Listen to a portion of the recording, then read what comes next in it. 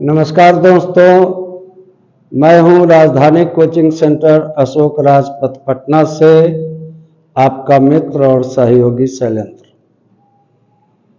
आपने CSIR की पहली और दूसरी पेपर 1 पेपर 2 की परीक्षा आपने दे ली है, आप उत्तीर्ण भी हो गए हैं। अब आप पेपर 3 की तैयारी कर रहे हैं, जिसे आप डिस्क्रिप्टिव कह रहे हैं। यह हिंदी में शब्द होता है वर्णनात्मक।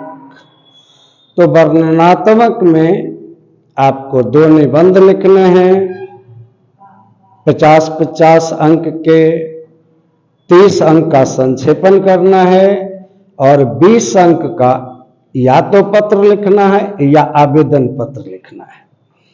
मैं अभी बात कर रहा हूं आवेदन पत्र लेखन का। ये फॉर्मल लेटर के अंतर्गत आता है। प्रश्न है कि आप 113C मोती नगर दिल्ली के निवासी अरुण अनुराधा हैं।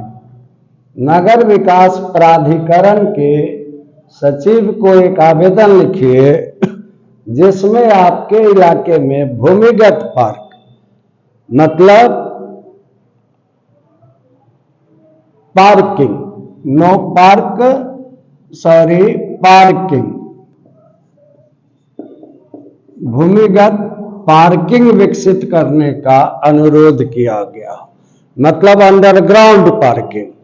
बड़े बड़े जो महानगर होते हैं उसमें पार्किंग की एक बड़ी समस्या होती है। और आप ध्यान रखें कि आपका कमीशन केंद्र से संचालित हो रहा है, दिल्ली से संचालित हो रहा है। तो दिल्ली नगर की जितनी समस्याएं होंगी उन पर आपकी नजर होनी चाहिए। जैसे आवारा कुत्तों की समस्या भी हो सकती है, आवारा पशुओं की समस्या भी हो सकती है, जाम की समस्या भी हो सकती है। etc बहुत सारे एग्जाम्पल हैं। मैं केवल इस पर आज बात कर रहा हूं। एक फॉर्मेट मैं आपको बता दे रहा हूं कि कैसे आप आवेदन लिखते हैं। तो प्रश्न आप देख लीजिए कि आप 113C मोती नगर दिल्ली के निवासी अरुण अनुराधा हैं। नगर विकास प्राधिकरण के सचिव को एक आवेदन लिखिए जिसमें आपके इलाके में भूमिगत पार्किंग विकसित करने का अनुरोध किया गया। पहली बात जो मार्क करने की वो ये है कि आपका पता ये है, ये आपको संबोधन है और पता आपका ये रहा, 113C मोती नगर दिल्ली। अब ध्यान देना है कि बॉय जितने कैंडिडेट हैं वो अरुण है और गर्ल्स जितने कैंडिडेट हैं वो अनुराधा है। दोनों नहीं हो सकते एक। अब ये नगर विकास प्राधिकरण मतलब PRDA, अब इसका सचिव मतलब सेक्रेटरी, इसको अनुरोध करना है कि अपने ही इलाके में, आपके मोती नगर में वो अंडरग्राउंड पार्किंग की व्यवस्था कर दे। अब मैं उत्तर पर आ रहा हूं कि इस प्रश्न के उत्तर आप कैसे लिखेंगे। आप देखिए कि किस तरह से ये आवेदन लिखा जाएगा। इसका उत्तर ये मैं आपको बता रहा हूं और जो लेटेस्ट ऑथेंटिक विश्वसनीय फॉर्मेट है उस पर मैं बात कर रहा हूं। इसमें इफ बट की कोई गुंजाइश नहीं होगी कहीं भी। अब देखिए मैं शुरू कर रहा हूं। सबसे पहले अपना पता देना है। पहले तो ध्यान देना है कि ये जो है ये पेज मान लीजिए हमारा यहां से शुरू हो रहा है, इधर कुछ नहीं है, हवा है।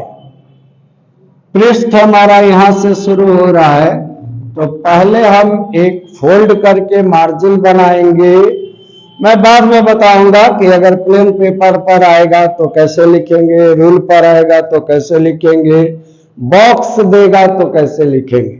चूंकि आप भी जान रहे हैं कि डिस्क्रिप्टिव CSIR में पहली बार लागू हुआ है, तो तीनों तरह से लेखन की संभावना है। वो तीनों तरह की मैं बताऊंगा। अभी मैं प्लेन पेपर पर आपको बता रहा हूं। पहले लिख दिया C113, उसके बाद हमने लिख दिया कामा देकर मोती नगर। अब ऐसा नहीं है कि अपना पता इसी लाइन में लिखते चले जाएंगे, लिखेंगे तो फॉर्मेट बहुत अगली लुक देगा। अब यहां लिख दिया दिल्ली। अब आपका पता हो गया। अब पता के बीच कोई गैप नहीं है। अब एक गैप आप लिखिए और यहां लिखिए दिनांक। एकदम सीधे सीधे में चलना है। दिनांक लिखिए, ये उप विराम कहते हैं। नजदीक में सटा देंगे तो विसर्ग हो जाएगा, थोड़ा दूर करेंगे तो कॉलम है, उप विराम है। तो दिनांक, जैसे आज आपकी परीक्षा हो रही है तो आज ही का दिनांक लिखना है। तो आज दिनांक है 25/2/2024। स्टूडेंट्स, अब यहां ध्यान देना है, स्पेशल अटेंशन आपका चाहिए कि आप बहुत सारी पुस्तकों में, बहुत सारे शिक्षकों से आप ये सुनेंगे कि दिनांक 25 फरवरी 2024। फरवरी लिखना यहां अपराध होगा, गलत होगा और अयोग्य शिक्षक ही उसको स्वीकार करेंगे। आपके एग्जामिनर अयोग्य नहीं हो सकते। यहां दिन का अंक है। जो ही यहां फरवरी लिखेंगे तो फरवरी कोई अंक नहीं है मित्रों, इसको ध्यान देना है। इसलिए ये 02 ही लिखाएगा। अब दिनांक जब हो गया तो तीसरा स्टेप है, फिर एक लाइन छोड़ देंगे सेवा में। सेवा में लिखकर कॉमा दे दिए। अब किसकी सेवा में? तो सचिव महोदय। तो यहां लिख दिया सचिव महोदय। कहां, किसके सचिव? तो यहां लिख दिया जिला विकास प्राधिकरण।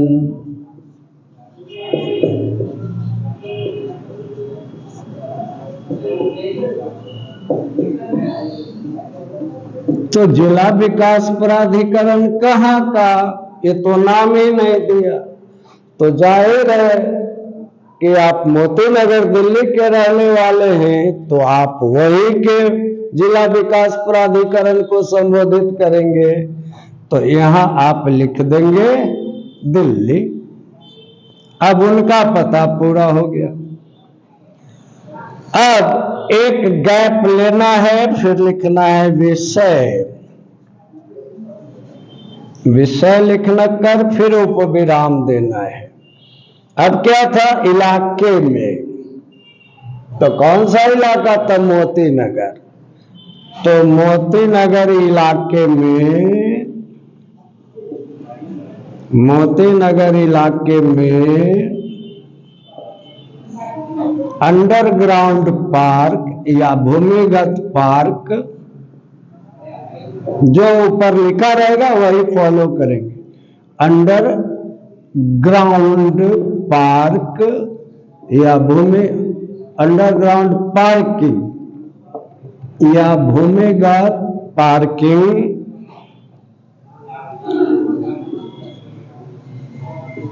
विकसित करने के संबंध में। अब विषय जब हो गया तो अब इनको एक आदर देना है। एक गैप छोड़कर यहां लिखेंगे महाशय। अब आप ध्यान दीजिए, एक स्टेप है आपका पता, दूसरा स्टेप है दिनांक, तीसरा स्टेप है सेवा में, चौथा स्टेप है सचिव महोदय जिला विकास प्राधिकरण दिल्ली, 5वां स्टेप है विषय, 6ठा स्टेप है महाशय। ये किसी भी फॉर्मल लेटर में, आवेदन में जब इन 6 प्रक्रियाओं से, 6 स्टेप से आप गुजर जाएंगे, तब आप निकाय या बॉडी शुरू करेंगे। तो अब ये सब सिद्ध में है। अब बॉडी शुरू करते हुए आपको पहली बार आधा दाएं जाना है। तो यहां अब फिर से सेवा में सवेरे नहीं लिखिएगा, सेवा में ऊपर लिखा हुआ है, तो यहां से लिखना है कि सबने निवेदन है कि मैं आपके प्राधिकरण क्षेत्र के प्राधिकरण, अब क्षेत्र वहां खत्म हुआ तो यहां आ जाना है फिर सीध में। प्राधिकरण क्षेत्र के मोती नगर इलाके का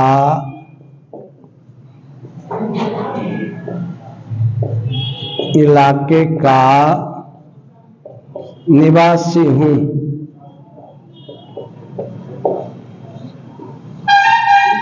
पूर्ण विराम। हमारा अब इस बॉडी को बढ़ाते हैं ऊपर से मिटाकर, चूंकि यहां अब नीचे जगह नहीं है, आपकी कॉपी पर नीचे जगह रहेगी, वहां आप बढ़ते जाएंगे। पेज खत्म हो जाए तो अगले पेज पर जाएंगे, कोई समस्या नहीं है। मैं पूरा का पूरा पत्र आपको दिखला दे रहा हूं। सबने निवेदन है कि मैं देखिए यहां एक निस्वा है, आपके, ये के नहीं है। अगर ऐसा आपसे छूटेगा तो यही त्रुटि चिन्ह लगाइएगा, इसलिए मैंने वो छोड़ा है कि कैसे उसको फुलफिल करना है। तो सबने निवेदन है कि मैं आपके प्राधिकरण क्षेत्र के मोती नगर इलाके का निवासी हूं। अब सेंटेंस पूरा हो गया। हमारा इलाका, फिर इसको मेंटेन करना है इसी के सामने से। हमारा इलाका अत्यंत भीड़ भाड़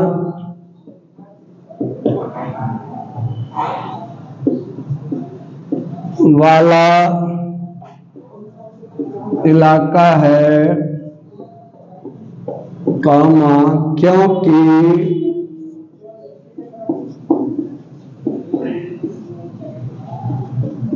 यहाँ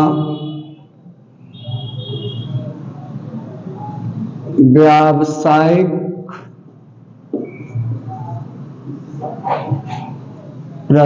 प्रतिष्ठान भी हैं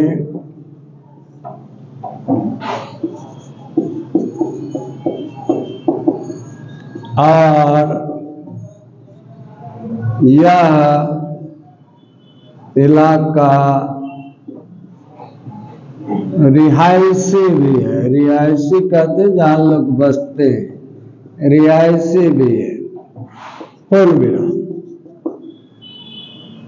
परिणाम स्वरूप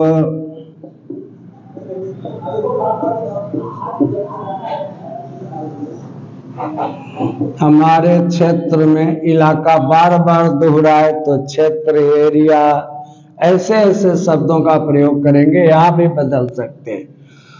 परिणाम स्वरूप हमारे क्षेत्र में सुबह से लेकर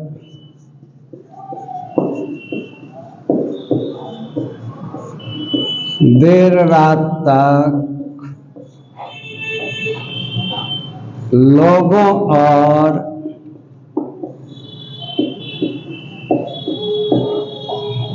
गाड़ियों का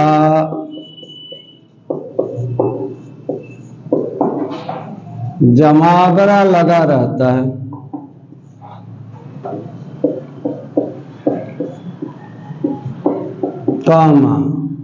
जिस कारण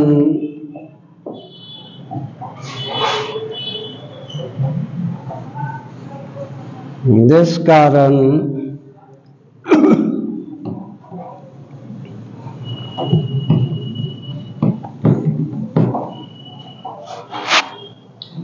यातायात की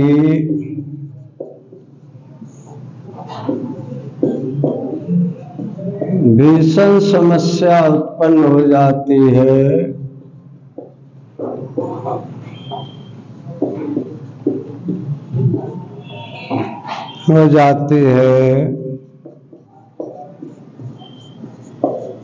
और लोग घंटों जाम में फंसे रहते हैं।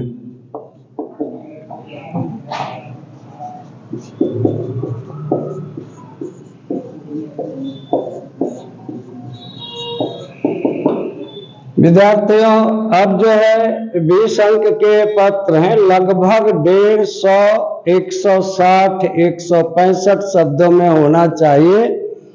तो प्रॉपर जब क्लास शुरू होगा तो मैं माप कर तोल कर यहाँ शब्द डालूंगा। अब हमारी मर्जी है तो इसको हम और लंबा कर सकते हैं, और नहीं अगर हमारा लेंथ पकड़ लिया तब यही से अब जैसे इसमें आगे हम जोड़ सकते हैं कि लोग घंटों जाम में पड़े रहते हैं। आगे हम यह लिख सकते हैं कि इस इलाके के रहने वालों को बहुत कठिनाई होती है, बच्चे समय पर स्कूल नहीं पहुंच पाते हैं, दफ्तर के कर्मचारी समय पर दफ्तर नहीं पहुंच पाते हैं।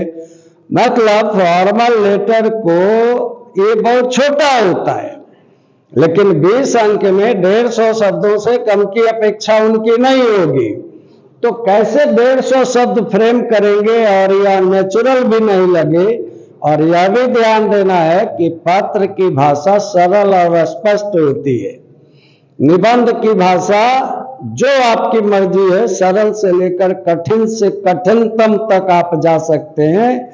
पत्र की भाषा वैसे नहीं होती। पत्र सरलतम होती है कि कोई भी पत्र सरलतम इसलिए होता है कि कोई भी उसे पढ़कर समझ सके, इसमें कुछ भी मतलब संदेह की संभावना नहीं हो ऐसा। तो अभी हम यही खत्म कर रहे हैं यहां से। अभी एक मूल बात कह दिया। अब जो मांग हमें करनी है, समस्या हमने बता दी, जो मांग हमने करनी है वो हमने नहीं किया है। तो अब फिर उतना ही मार्जिन लेकर पारा चेंज करेंगे। अतः श्रीमान से, श्रीमान जब लिखते हैं तो हल जरूर लगाते हैं, बोलने में पता नहीं चलता है। हिंदी में 2 ही एक शब्द बच गए जिनमें हल अभी भी लगते हैं, उसमें एक श्रीमान भी है। अतः श्रीमान से सादर अनुरोध है कि हमारे क्षेत्र में या हमारे इलाके में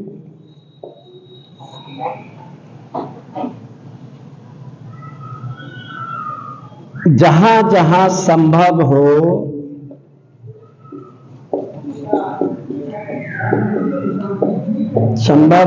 कौमा, जहां जहां संभव हो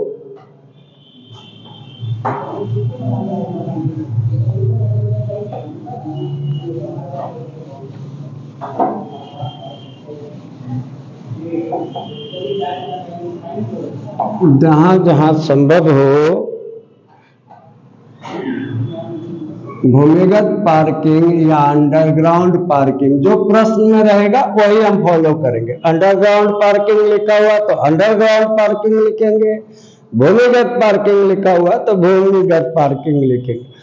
प्रश्न में जो शब्द रहेंगे उसी को रखना है। तो यहां मैं थोड़ा लिबर्टी ले रहा हूं आपको समझाने के लिए। तो जहां जहां संभव हो भूमिगत पार्किंग विकसित कराने की या बनवाने की,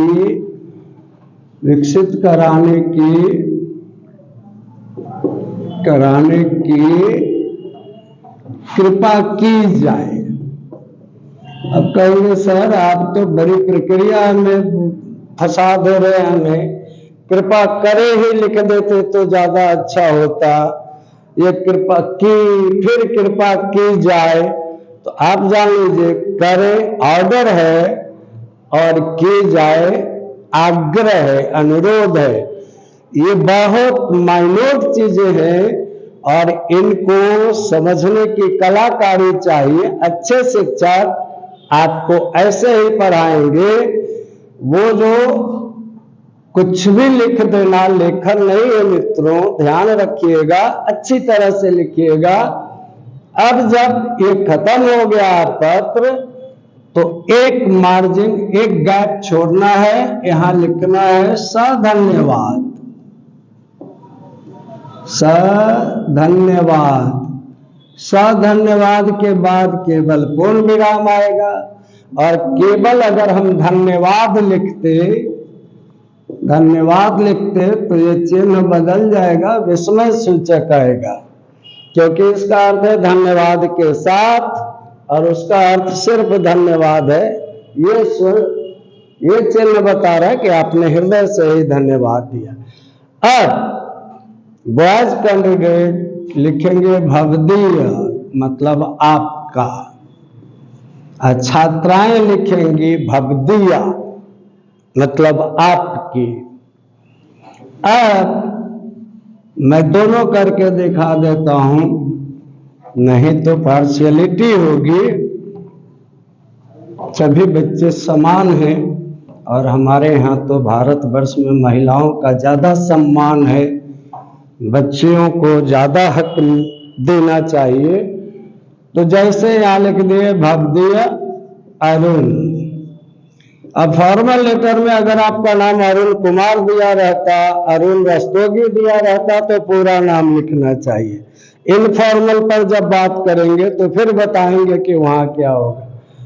अब ये कंप्लीट हो गया आपका पत्र। यहाँ कुछ नहीं लिखना है क्योंकि सब ऊपर आप पता दिनांक दे चुके हैं, पत्र खत्म हो गया। यहाँ अगर कोई गर्ल्स कैंडिडेट रहती तो कुछ नहीं करना है, इसको कर देना है भवदीया, और अरुण की जगह अब कौन सा मैं नाम लिखा था, तो अनुराधा लिखा था, तो अब लिख देंगे भवदीया अनुराधा।